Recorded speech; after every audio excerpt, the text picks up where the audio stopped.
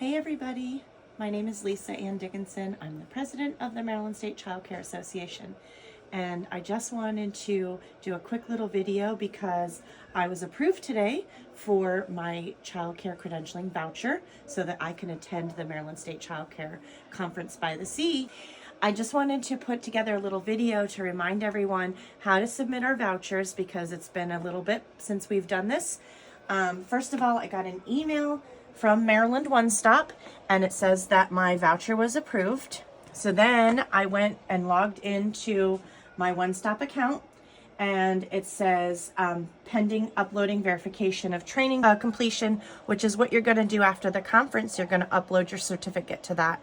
But if you scroll all the way down at the bottom, you will see here's your approved training voucher, and you want to click on that and it will open it up. So then I printed mine out and signed it in blue ink, put the date on it. Now I'm going to go scan it back in, and I'm going to email it to MSCCA. If you have other questions, go to our website. This is the conference website, and you can scroll to the bottom and click Learn More.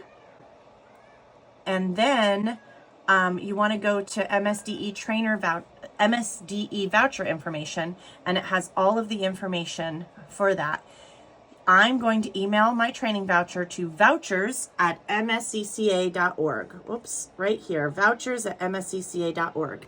And then we will receive your voucher at MSCCA, and you will just need to complete your training and submit your certificate to One Stop for the final process.